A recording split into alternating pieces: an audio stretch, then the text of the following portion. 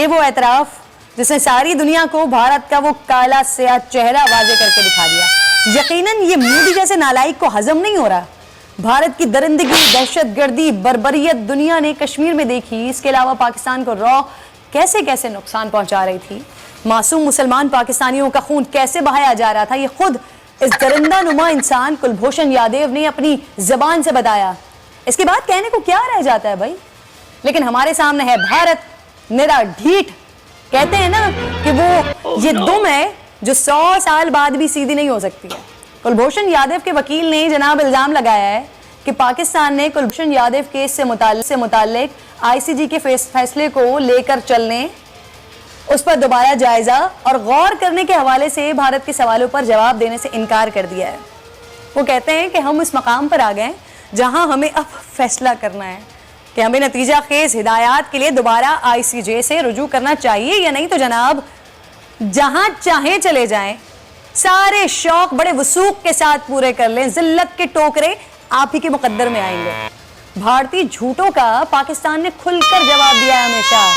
पाकिस्तान ने कुलभूषण यादव केस में भारतीय वकील के इल्जामात को मुस्तरद कर दिया। तर्जुमान दफ्तर खारजा आयशा फारूकी कहती हैं, पाकिस्तान ने आलमी अदालत के फैसले पर मुकम्मल अमल दरामद किया है। कुलभूषण केस में पाकिस्तान ने आलमी अदालत इंसाफ के फैसले पर पूरी तरह अमल करते हुए कौंसलर रसाई दी है। अभी 2 दिन पहले ही भारत के साबिक मेजर फरमा रहे थे कि वो बलूचिस्तान में मुदाखलत कर रहे हैं और उसे पाकिस्तान से जुदा करना चाहते हैं। सोच है आपकी। ये सब खुद एतराफी के बाद इंसाफ की बातें हैं। दुनिया पर काले धब्बे के मुतरादिफ भारत पर जचती नहीं है। तुम सिर्फ सोच सकते हो, हम करके दिखाते हैं। और अगर आपको जनाबे वाला यकीन नहीं आता तो आप जरा पूछे ना अभिनंदन से। इस पर बात करने के लिए मुझे ब्रिगेडियर रिटायर्ड हारिस नवाज कर चुके हैं।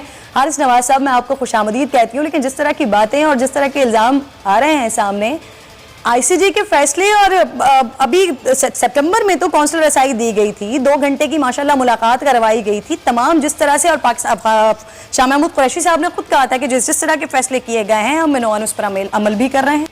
और फिर अब भारत की ये अंदाज आपको दिखाई देता है कि वो इल्जामात लगा रहे हैं पाकिस्तान के ऊपर, हर तरह की जिल्लत और रिसवाई इनके मुकद्दर में, उसके बावजूद भी पाकिस्तान पर इल्जामात। हारिस साहब देखें, बात यह है कि किरण, सबसे बड़ी बात यह है कि जिस तरीके से इंडिया को कश्मीर में सिटीजनशिप एक्ट में, अमेंडमेंट एक्ट में और उसके बाद कोरोना में जो मुसलमानों के इल्जाम लगाए गए हैं, उसी बुखलाहट का शिकार है। और ये नरेंद्र मोदी जो एक गुजरात का कसाई है, एक हिंदू एक्सट्रीमिस्ट इंतहा पसंद है, हिंदुत्व को लेके चल रहा है, इसको कोई ना कोई मौका चाहिए होता है नया इशू निकालने के लिए पाकिस्तान को किसी के ब्लेम कर सके। अब आपके सामने जो कुछ कुलभूषण यादव के बारे में है, और पाकिस्तान को उन्होंने सिर्फ आईसीजे ने ये कहा था कि इसका कौंसलर एक्सेस कर दें, हालांकि पाकिस्तान इसको भी नहीं एग्री कर रहा था क्योंकि he is not a normal citizen of any country. Exactly. He was involved in espionage, और वो दहशतगर्द है जिसके हाथ मुसलमानों के पाकिस्तानियों के खून से रखे हुए हैं। बलूचिस्तान का आपके सामने सारा कुछ उसने खुद जिक्र किया। तो he is not a normal person, इसलिए उसको बिल्कुल नहीं मिलना चाहिए था। Even then पाकिस्तान ने इसको एक्सेप्ट किया, लेकिन ये इंडिया जहन से निकाल दे कि कभी हम इसको छोड़ेंगे या इसको हम इसको एग्जीक्यूट नहीं करेंगे, ये तो हमने करना ही करना है। और आईसीजे के फैसले जो होते हैं इन पे पाबंदी नहीं होती, दे जस्ट सजेस्ट यू कि जी ऐसे कर लें। क्या चाइना ने इंडिया के, अमेरिका के फैसलों और हारिस साहब, पाकिस्तान ने हमेशा ये रखा है कि पाकिस्तान को जब सजेशन के तौर पर ये जो बातें हुई हैं, जब भी पाकिस्तान ने उस पर अमल दरामद किया है, लेकिन भारत ने हमेशा क्या किया वो हमारे सामने मौजूद है। अब जिस तरह की बातें कर रहे हैं तो इससे तो ऐसा लग रहा है, ऐसा जाहिर हो रहा है कि शायद इस केस को दोबारा रीओपन करना चाहता है भारत। तो क्या समझते हैं आप, पाकिस्तान के पास इस हवाले से ऑप्शंस क्या है? पाकिस्तान के पास कोई ऑप्शन नहीं है, कोई रीओपन केस नहीं होगा। ये इसके पास ऑप्शन है कि वो मर्सी के प्रेसिडेंट ऑफ पाकिस्तान को कर सकता है, एंड दैट्स ऑल। या सुप्रीम कोर्ट में जाना था, आई थिंक वो टाइम बाहर हो चुका है, अगर नहीं किया हो सकता है ये चला गया, I am not very sure. इसके अलावा ना ये केस रीट्रायल हो सकता है, ना इसको छोड़ा जा सकता है। पाकिस्तान के बहुत से सैकड़ों लोगों को फोन इसके हाथ में है, इसलिए ये इसको माफी तो सवाल ही पैदा नहीं दी जाती।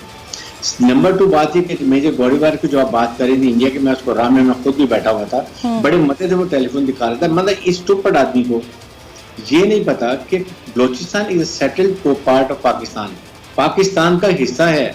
इंटरनेशनल बॉर्डर है। नंबर 2 बात यह कि वहाँ के 1% या 0.5% लोग जो गुरमा हुए हैं वो भी अब तकरीबन सारे ठीक हो चुके हैं। वहाँ नथिंग इज हैपनिंग। ये जो कर रहे हैं ये लोग तालिबान से रॉब के लोग जो हैं ये मिल के तालिबान के थ्रू ये काम करते हैं। ये प्रॉब्लम है। और हम ये तो इवन तालिबान ने खुद भी कहा कि जी हमें इंडिया सपोर्ट भी करता है, मटेरियल सपोर्ट भी देता है, फाइनेंशियल भी देता है, ट्रेनिंग भी देता है, सब कुछ करता है। और कल की बातों से और इससे पहले अजीत डोभाल की बातों से और फिर गुलबचन यादव की बातों में बड़ा क्लियर हो गया है ये डायरेक्ट इंटरफेरेंस है। पाकिस्तान को ये स्टेटमेंट को, इसके बाद अजीत डोभाल की स्टेटमेंट को, गुलबचन की स्टेटमेंट को लेके हमें बड़े स्ट्रॉन्ग लॉजिक के साथ दोबारा यूनाइटेड जाना चाहिए। हमें इंडिया जिस तरीके से कश्मीर में आ रहा है ये बड़ी खतरनाक सिचुएशन है। अब उन्होंने आपने देखा कि मौसम का हाल भी बताना शुरू कर दिया है, गिलगित बल्तिस्तान का, आजाद कश्मीर का और मुजफ्फराबाद का। ये चीजें हमें आज लेंगे हम सीरियसली तो बात बनेगी। इस पे हमारी गवर्नमेंट को बड़ा स्ट्रॉन्ग एक्शन लेना चाहिए। हारिस साहब आप कह रहे हैं गवर्नमेंट को इन चीजों पर स्ट्रॉन्ग एक्शन लेना चाहिए, लेकिन मेरी नजर के सामने तो एक और मामला भी है, कश्मीर का किस्सा, कश्मीर का मामला जो कोरोना की नजर हो गया है। ये मामला दब गया है और पूरे भारत को, भारतीयों को और इस बेहिस जंगली पार्टी के सरबराह नरेंद्र मोदी को सबसे ज्यादा अगर किसी ने एहसास दिलाया होगा तो वो कोरोना है कि ये कर्फ्यू क्या होता है, किस तरह से दुनिया, किस तरह से आवाम को बंद कर दिया जाता है। लेकिन उसके बावजूद भी अब सिचुएशन ये है कि पाकिस्तान भी इस मसले पर अब उस तरह से रिएक्ट नहीं कर पा रहा जिस तरह से पिछले दिनों जब ये मामला शुरू हुए तब कर रहा था पाकिस्तान। क्यों सर, ऐसा क्यों? देखिए, प्राइम मिनिस्टर पाकिस्तान ने तमाम फोरम पर कश्मीर का बहुत अच्छा नजरिया पॉइंट उठाया, लेकिन इशू ये है कि हमें इसको फॉलो अप करने की जरूरत है। हमारी कश्मीर कमेटी, हमारा foreign office have to be very very proactive. दुनिया में आपकी एम्बेसीज क्यों होती हैं? वो आपके मुल्क का जो पॉइंट ऑफ व्यू होता है उसको प्रोजेक्ट करती है। जितने आज़ाद कश्मीरी हैं वहाँ पर इंग्लैंड में है, अमेरिका में है, यूरोपियन कंट्रीज में है, they have to get the map. उसके बाद इतना बिलियन रुपीज हमारा यहाँ वेस्ट होता है। Why don't you hire 1 or 2 good lobbying firms over there जो इसको काम को करें और दुनिया को बताएं कि इंडिया इस वक्त कितना घिनौना खेल खेल रहा है। इस वक्त वो फ्लड का शिकार इसलिए कि कश्मीर के हाथ से निकल रहा है।